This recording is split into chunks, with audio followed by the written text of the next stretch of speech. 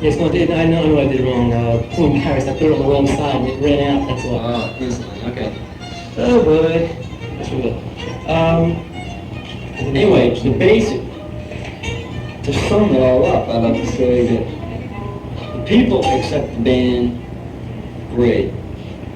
And I will say maybe there's one class of audience that we don't reach so good, and that's 11 and 12-year-olds who really go for the sensationalism in a live band. You know, we're not breathing fire or anything. We don't have any helicopters landing on stage.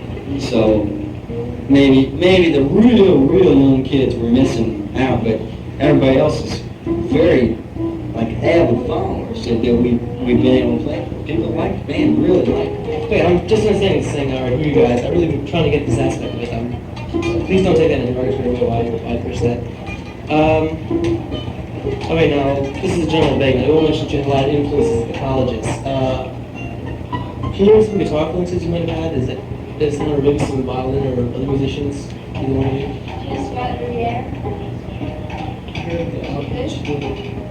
Guitar influences. Basic rock and roll people like early Zeppelin, and of course Ma Vishnu, and just some colleagues I went to school with that I thought were great. They influenced me not so much in far as, wow, I'm going to start playing like them, but just the fact that, you know, they're not afraid to do what they're doing. There's no reason why I should ever be afraid to do what I want to do. And that's all the inspiration you need to write music and play music, just to feel like you don't have to do anything except what you want. Okay, I said basically you're the chief songwriter. When you're trying to write, since there's no vocals in the band, it's all instrumental. How do you go about it? Just try and come up with like maybe a feeling, like, express it through a line, revolve around that. How's your songwriting work? Well, I've done it in lots of different ways, starting from chord progression, and then add a melody, start with a melody, add the chord progression, add thing, start with a couple tunes I tried just like imitating a style. Saying, well, I'm going to write something that's sort of like this style, and sort of like that style. Those are the exception though. Mostly it's just something that I just come across. I get lots of germs for songs, you know, like little parts of songs. Anytime I sit down and play where it's quiet. And it's easy to come up with parts for songs, but about 1 out of 10 actually turns into a tune because the tedious That's the same work. with writing, like you get these little lines and you write them down. But like only 1 out of 10 turns into a book. Right, but you have to, it's because of the tedious work involved. You have to find the right time to work on it. See, for instance, right now I have 6 things on the line I'm working on that are half finished. And what is this? I've got to hurry up and finish one of them. And it just depends on which one I feel like at the moment. Because I got a slow one, a fast one, and a medium one. And no kidding, 6. And they started with different things. One was with the tempo. I said, all right, man, we need to tune with this tempo right here. And I started on with that. Since there are no vocals, obviously there's a lot more put into the music. When you travel in, like, let's say artist Alan, you're playing a violin thing, you try and get involved in, say, like maybe emotionally, when you're trying to think of what's the best thing I can do this, or try and flow with a song. What comes in your mind when you're trying to work on a song? Well, for the most part, when a song comes up, it's about 90% or 80% complete. The composer comes in and says, these are all the parts of the tune, and then we work it out and try to figure out how to fit it together so it makes a lot of sense. So, for the most part, most of my parts are not just of my own conception. I'll phrase them the way that they sound best on violin. That's my part in that. But yeah, I get the basic notes generally, and I have to make them work. Yeah, there's a lot to do in that too. That's chiefly, aside from playing solo parts, which as of late I'm trying to do more extemporaneously. When I first started, I had a lot of trouble with just playing solos because I was afraid I was going to do something that's awful. But now, you know, so as of late, I try to do things that are more or less improvisation rather than canned. You know. The canned things really stick out like a sore thing. It's things that flow right off the top of your head are prettier generally, even if they're not as totally correct. Something like that. Take a little bit of leeway here. Right. Well, we change speeds of tunes sometimes just a little bit to make them feel differently. Yeah. There's a little bit of looseness in the tunes, but not too much. They're mostly well thought out and executed in basically the same way every time. That's a little bit different than, say, most bands. Like, there's a lot of improvisation. Does that come from, like, the jazz classical training as far as everything being thought out? Is that where it comes from? No, I think, well, the point you brought was that you already realize yourself is that when you don't have singing, you got to have more happen. Because singing, you have play these chords, sing a verse, play these chords again, and sing different words, even though people can't even hear the words. It's cool to do that. Okay, well, what we're doing is you don't want people going to sleep, you don't want them leaving, so you can't be jamming the whole tune, because that puts people to sleep. Unless when back in the drug generation, people could, get into that somewhat more, because, oh wow, hey, yeah, they're playing good. But now people are more alert. I mean, I seriously believe this. People are better listeners. They demand more. You got to have it together. So you can't always have the same thing going on, or else you're putting people to sleep, unless you're playing dance music, which we don't do. So you've automatically got to have changes there, and you've automatically got to have more happening, more different kinds of things happening, since there's no words or story happening. The story's got to be in the music, in the different moods in the music. So that's the basic premise that I go on, is that you don't want to lose them by getting too outside, but you don't want to put them to sleep by doing the same thing to them. I'll guess this question about some performers. What do you prefer playing in front of? Say maybe a crowd, maybe 15,000, say the Spectrum here, or like playing something in the tower, or maybe the Bijou or something, or like the gig at Penn's Landing. What do you prefer playing as far as the number of people go? I like to do one night of one night of the other, back and forth, because both are great and have great advantages. One is just all pure energy, like the big gigs, because of the fact that so many of the people are so physically removed from the band, maybe not that far away. Then the other one, people sit there and they're so close to you, they can see every move you make. They're right and, there. Yeah, they can feel it and hear it when something goes really good, or if you make a little mistake or slip. So it's good to play in front of both, I think. Yeah. I used to think that small audiences only, but the energy that you get in a sympathetic way rather than just one way. I mean, there's all these screaming people having a great time out there, and you just feel like, gosh, I have all this much more energy to play, and just really put out more of your own feeling, and they feel it, and they give it back to you. It's a really intense cycle. And then in a small area, it's kind of like chamber music that I grew up with.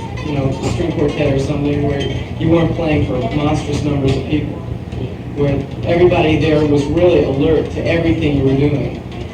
So they were much more appreciative of the subtle things, as opposed to the maybe mostly appreciative of the grandiose things you were doing. Well, plus it makes a more critical audience, and that's what you need. It's good to keep keeping your toes is real important. If you start feeling like I can get away with this, that it happens when you're not feeling real awake or really alert on your own. Sometimes you feel right that you feel like you can get away with something and it'll be okay. But when you're in front of a small group, they make more demands out of it. And so I think we all feel the same way about that. Alan, I guess the population of when a kid starts out as a guitarist, he's forced into it. How did you get into the violin playing? When did you start? How did you progress on that? What was your background on that? Okay, I was 10 years old, and there happened to be a violin in my house. My father was trying to get my sister to learn, and she never would, so they just stuck the violin in the closet. And I don't know what happened to me, it just something weird popped in my head, and I decided I was going to try to saw on this violin, so I made some noise on it. And my father decided he would let me take some lessons, and that's how it started. And I played in orchestras when I was growing up, and Was that fun? Did you like that? yeah, I never had to be coaxed into practicing or anything. I just did it. I wasn't an all-day practicer. I did, you know, a little bit here and there, and I did good. Everybody liked what I was doing, and I liked it. No, I almost never heard anybody hold their ears for my playing, which was a good thing. It gave me a lot of confidence. Little kids probably like to give up the violin when they see everybody getting, you know, ill watching them play, but it never really happened. So it's good. But not that Until recently. with the advent of like, Yeah, now that I'm playing electric violin. Wait, here's a point. Say electric violin. Yeah. All right. Like a lot of people think back to electric violin when it first came out, like psychedelic in '68. You had things that had wah-wah pedals on it. This is true. I saw it a couple times. I know, I have one. Right up there. And, We've all got numerous. what is electric? Basically, what is electric? It's just a violin with like maybe an pickup stuff on it. Yeah. But it doesn't sound like a regular violin because it can't be done. Technically, yeah, it's fuzzy, it's a little distorted, and it's kind of like a guitar in that respect. It just can't be made. It's actually a lot better than a guitar. No, it just can't be made to sound just like a violin. It's a different sound, although it's played more or less the same way. It's a neat experience, though. what you see him have there is that it's just a decent violin with a pickup. That's Just a all. little microphone placed in it, but there's just no way to make it sound like a real violin anymore. It sounds like a hybrid instrument. You know? And like you're experimenting with that new sound. Yeah, we're all going through a lot of equipment changes just because technically the industry is going crazy with advancements and changes. Not really. They're just pretty primitive, I think. Guitars and violins. Well, violin is just Violin is really primitive. Yeah, really primitive. It's nothing but a microphone, but as far as guitars go, they've figured out nice ways of converting the strings to electrical impulses. All it is here is just like a little microphone, but those are much highly advanced microphones, type things, magnetic pickups. But I try to do as much with, I use a bunch of gimmicks, and there are going to be probably some more interesting things coming up soon as they're available, to make the violin more than just a violin, make it more than a It violin. doesn't really need to be made so interesting. Well, it is interesting in its primitive sense, but the electronics permit it to do more things, and that's why we all involve ourselves with expanding the sound of just a basic instrument. It helps the music immeasurably, really. It allows things to grow sound-wise, not just melody-wise. You know, when somebody writes a piece of music for a symphony, they'll let the violins play the melody, and then when the melody comes back, maybe the violins won't play it. They'll give it to the clarinets or the flutes. So if I play a melody once, I'll play it straight, and then when I play it again, I add some kind of effect, and it doesn't sound exactly like a violin, so it gives the listener a little added coloration. And that's what we're all doing. Yes, there are 3 synthesizers in the band now. Keyboard player has one, and both guitars are synthesized. I don't have one because they're not available. Thank God. Steve, let's get some. When did you start? How did you get into guitar? When did you start? Just real typical. Rock and roll just came out. When did you start? Wait. Do you remember when you started playing? Yeah, it's Remember almost 2 years. Do you remember your first guitar? Yeah, it didn't work. Well, so my grandmother just found a guitar on the side of the road, and she gave it to me. And so I figured out a unique method of playing it, which wasn't that good. I didn't even know how to tune it. So finally went to a group guitar lesson. The guy started laughing at the guitar, and that was the last note I played on the guitar. So I rented one from then on, just a box guitar, learned how to play it. How many? Go ahead. How many hours a day do you practice? Okay. Or you just come Average about 2 on the road, I like it to be a lot more. you gotta live with the situation. Like right now, this is it. We're driving all day. We just got here. And I kind of bring up because like my brother's like playing guitar, and he plays the guitar. He's always got a guitar in his hand. He's always carrying around like that. In school, that's what, that's part of the weird part of being on the road. We're trying to solve that problem. It's how to get more practice time. Does being on the road take anything out of you creatively? Like if you say you've driven for 8 hours and they just throw you on the stage, does that take anything out of you as far as creatively or visualizes? I think it does in great respect. You just reduce to an automaton. I mean, you go out there and go through the motions rather than feeling it as well as you would. Well, I'm gonna have to let Alan speak for himself here. It doesn't bother me at all, just in terms of sheer exhaustion. I mean, if we're actually exhausted, then you can't play as well, but you can still put out, for one set concert, you can put out no matter what. I mean, they could pull us out of the grave. Well, me anyway, you can pull me out of the grave and I can still play one set. But these gigs where we're driving all night, and back in the old days when we had to set up, don't worry about doing business, then play 4 hours. Then load up, then keep driving. That's when it was really good. The only thing the drive affects now is it's just you don't get a chance to warm up on this, which is real important. So you get it where you can, right? In the car or backstage or anything. Right, when everybody hears the term Dixie Dregs and they think South, and your Capricorn records, they think Southern bands. Has that been a problem lately? You ever coming to gigs thinking, here's another Southern rock band? Not a Southern band. Well, they're awesome. Let's rephrase that. The average Southern band. We're following, your Marshall Tucker, those guys. Well, I know what you're saying. If it is a problem, though, I haven't noticed it because it's one of those prejudices that I think is mostly confined to within the industry itself. People, well, I thought it was going to be a Southern band, but damn, I like y'all. That's the reaction I get. Well, when I heard this Dixie Dregs stuff, I thought, but geez, where's the name of your album again? That's what they say to me. And of course, the people that hate the band, they may not come up to me and talk to me. Maybe that I'm getting real bad views, but we seem to be going over okay. And a lot of these gigs in the north are going surprisingly well. And except like I said, we're the business people may have less faith in the band than the audience. The business people will assume that they just don't really care that much about building a band. Why should they? They'd rather stay with the sure shots. Where the name Dixie Dregs come from? I think the band back in college was Dixie something. We're Dixie Dregs, and like a high school band playing on weekends. Me and Andy were the last ones left. Andy's the bass player. Band broke up, so it's me and Andy. We had a drummer. And we were the dregs of the band, right? Well, what was left? So we're the Dixie Dregs. Yeah, it's very functional,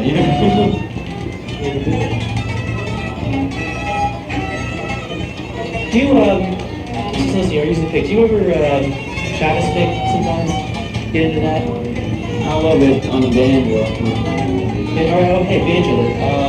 Is it string sure. How many guitars do you use in the set? Banjo, mandolin? Straight. This guitar. That's why you see all this stuff on it. Trying to get the right sound out of one instrument.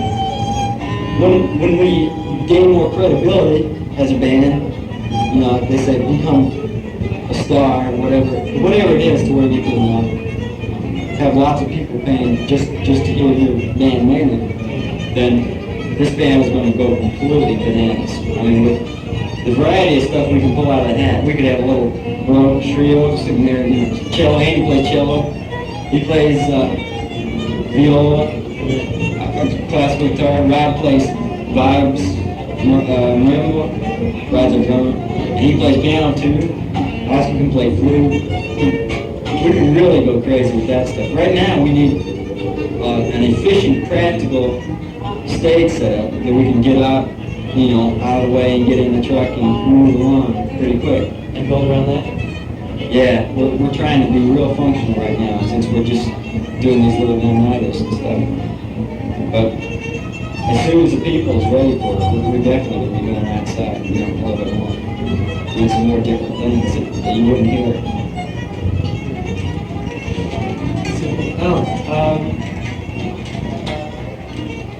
Do you ever, I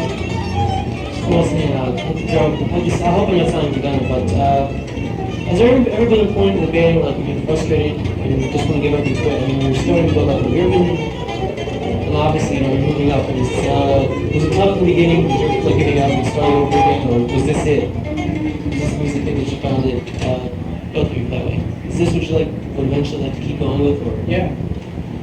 Because you found it with this band? For this time in my life, this is it. Yeah. I'm really elated to play the music because there's so much weird music that I just don't care for, and I have such a great time playing this stuff. It's always a challenge to make the music sound nice because conditions aren't always that favorable, being exhausted and stuff, but it reminds me of playing a symphony somewhat, but it's a combination of that and being the soloist. I really enjoy improvising the solo and stuff. So as far as that goes. And I'm real happy to be with really competent musicians too. I think that's kind of a rarity for the most part. You can't, a lot of musicians are really unpredictable in how they're going to be able to play, but I feel real comfortable with predictability of these people. Steve mentioned that the band's beginning some really good reviews in the Northeast. Basically, in the question, has the Northeast been the best popular band? Like, what would you say is like, where has been maybe lukewarm or not so good Northeast band? They were played around Pittsburgh. We really haven't scratched it. Yeah, we haven't even scratched. We haven't done anything up here, really. We're just beginning. Indiana, PA. It's a college, around 10,000. We haven't even started up here, but the This South year is is the gonna be best very place for us, intense. the Southeast. Have you been on the West Coast or? We still want to St. go. Penn colleges? Yeah, sure. They're very attentive generally, Yeah. and very, They come to the show, you know. yep, they're very open to hearing music. But our areas have been, up till now, they're Atlanta and Birmingham and in North Carolina and a few places. It's just places that we play over and over and we build up a big following. It gets bigger and bigger every time we go back. There are more people and everybody's really friendly and they know that they can just come up to us and talk to us and that makes them real happy too. They've grown with us and it's that kind of thing as opposed to the way it is now here. We're not really a local kind of band as we were in the South. So it's hard to tell what's going to happen up here.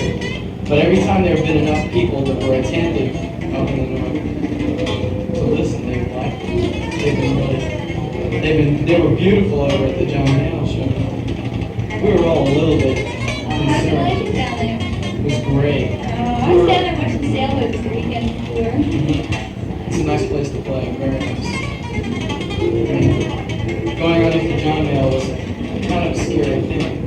Because he'd been playing things that they were weaned on, rock and roll and blues, and they were all just really going wild on My that. friend Steve said he liked it better than John Mayall. Well, it was certainly different. It's different. Yeah, it was a contrast. Well, again, I'm saying we hadn't even scratched the surface up here, so we'll see. It looks real good. Anything that didn't look real good was simply a case of misbooking. Yeah, Like, the Ocean City. yeah. Well, just we were there raring to go, and nobody was there. Well, the It reason was for a that Monday is night. they sent the advertisement to the wrong radio station Yeah. in the wrong city. There are definite slip-ups in this business. We've seen quite a few. Yeah, but you're not supposed to talk about it. Don't worry. We're just being real loose. How did the Penn's Landing? That was a How cover. did the Penn's Landing get going? Originally, I was supposed to talk to you guys about That's that the time. one with John Mayall. That's right. That was one mail? Okay. It was fantastic. At least That's all it was. fantastic. Everybody walked up on the stage thinking, The audience was ready. That's all there was to it. The audience was ready to hear something. They just heard an hour of blues and they said, well, what next? So it's worked real good. You know, you just, you know, it's pretty cool. You just got into Philadelphia? This afternoon. This afternoon? I was amazed how I like Philadelphia, like I said, too much. So far, it's great. I like that one. Where did they put you? Drake. Drake Festival. It's on.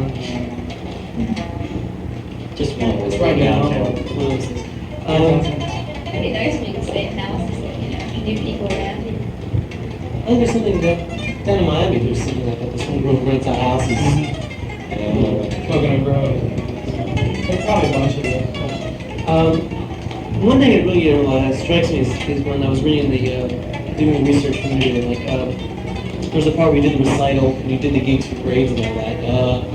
That was a very legit thing. Like, you would give the gig and the professors would be there and they'd give you a grade. Do you remember your grades for those gigs and anything like that? We got real good grades with this band. Well, what it was, I collaborated with another one of the professors and gave everybody in the group an ensemble grade, which is one semester grade, which is worth, you know, quite a bit each semester grade, because the full load was something like 15 semester credits. So it was worth something to be in the band. Everybody got A's. Everybody got A's on the recitals too. That's when all the professors would come in. And that was a grand finale before they kicked you out of school. It was the recital. Even my teacher. So me and Alan and Rod had the band play as part of the recital presentation. And it didn't hurt at all. That's kind of a unique thing where a band will have like a school will have a jazz program. Anymore, as I was gonna say, is yeah, that's great enough. But what is a unique thing is the way they handled it down there and just let us do our own thing.